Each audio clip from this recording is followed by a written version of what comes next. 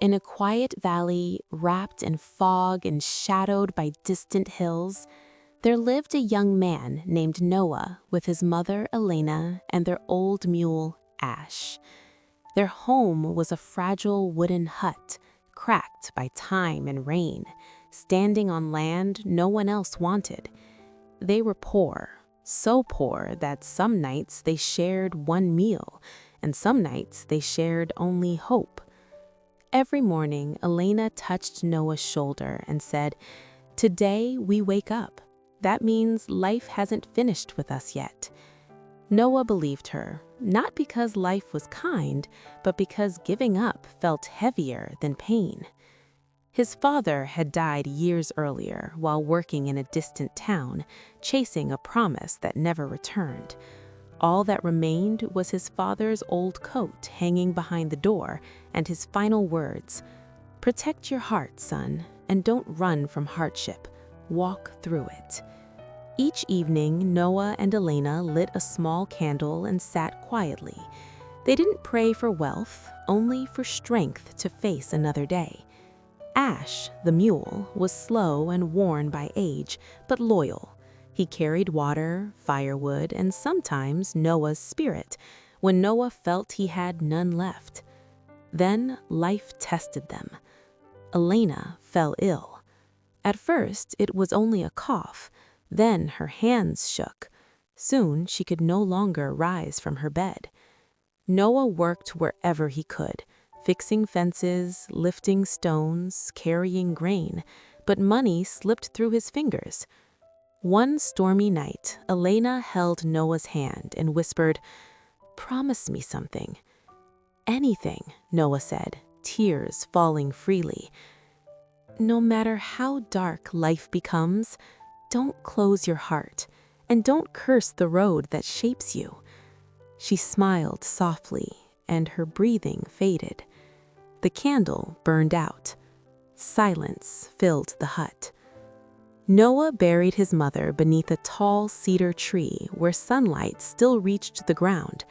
Ash stood beside him, unmoving, as if guarding her memory. Days later, a landslide thundered down from the hills and crushed the hut into splinters. In 1 month, Noah lost everything. Sitting in the mud, staring at his trembling hands, Noah whispered, "What else do you want from me, life?" That night, Noah wrapped his father's coat around his shoulders, packed what little food remained, and left the valley with Ash walking beside him. They traveled for days, through forests that seemed endless, through villages where doors closed quietly, through nights so cold Noah wondered if sleep would be the end. One evening, they reached an abandoned watchtower perched on a cliff. Its stones were broken, its roof collapsed, strange symbols carved deep into its walls. People avoided it, whispered about it, called it the place where hope disappears. Noah had nowhere else to go. That night, as thunder rolled overhead, Ash stomped the ground and snorted. The candle flickered wildly. A voice echoed through the tower.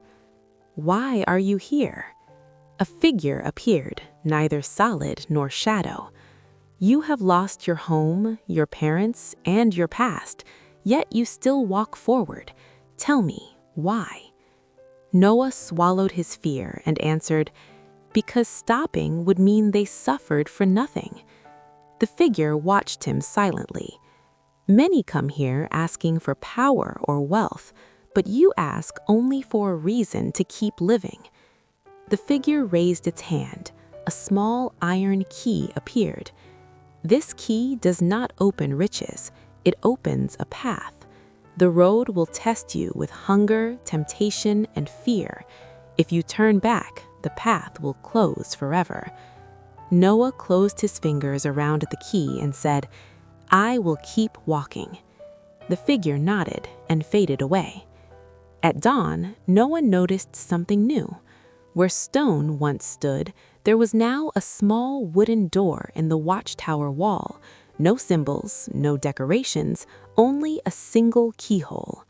Noah turned the key.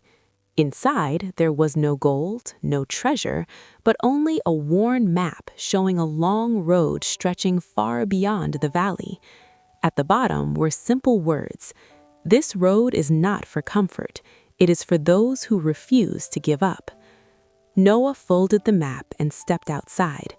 The road tested him immediately. Crossing a frozen mountain ridge, Ash collapsed from exhaustion. Noah wrapped his father's coat around the mule, broke his final piece of bread in half, and stayed awake all night, shielding him from the wind with his own body. By morning, Ash stood again, weak but alive. Noah cried, not from sorrow, but from gratitude. Weeks later, they reached a wealthy town surrounded by golden fields. For the first time, life looked easy. A merchant named Lucian promised Noah daily meals, clean clothes, and a safe place to sleep if he could stay silent while helping him trick and destroy poor travelers. "This is how the world works," Lucian said. "You either take or you get taken." Noah looked at the bread on the table, then at the map in his hand. He left without taking anything. The gates closed behind him. Again, Noah chose the harder road. The map led him into a vast desert where heat bent the air and the wind carried whispers. "You are foolish. They died for nothing. Turn back." Exhausted, Noah fell to his knees. Then he noticed something strange. The whispers faded when he stood up. They returned only when he stopped. So Noah kept walking. Beyond the desert stood a mountain with a stone door carved into its side, marked with the same symbols as the watchtower. Noah placed the iron key into the lock. The door opened. On the other side of the chamber, a whole new world, a hidden valley, lush and untouched, sparkling with rivers and fruit-laden trees, framed by mountains. A gentle breeze carried a voice. "You did not reach this place by luck. You reached it because you never gave up." Noah stepped forward, eyes wide. Ash nuzzled him, sensing something magical. In the center of the valley, he discovered a small chest buried under a flowering tree. With trembling hands, he opened it. Not gold or jewels, but seeds, tools, and a book of ancient wisdom. The voice continued. "These are the treasures for those who persevere. Use them to grow, to build, to nurture. Life will still test you, but now you have the means to shape your own world." Noah smiled. He planted the seeds by the river, built a sturdy home with the tools, and began tending the land. Ash grazed happily beside him, the valley alive with birdsong. Over the years, the valley flourished. Noah cultivated food for himself and travelers who arrived seeking guidance. His heart, once heavy with loss, was full of purpose and peace. One evening, sitting under the flowering tree, Noah whispered to Ash, "I lost everything, and yet I gained a life worth living, all because I never gave up." And in that quiet, radiant valley, Noah realized the greatest treasures are never given. They are earned by both who refuse to surrender.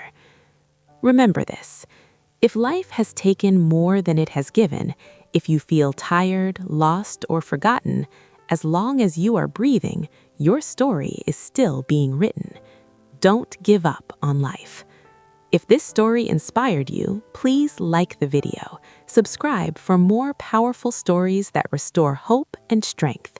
Your next chapter may be closer than you think.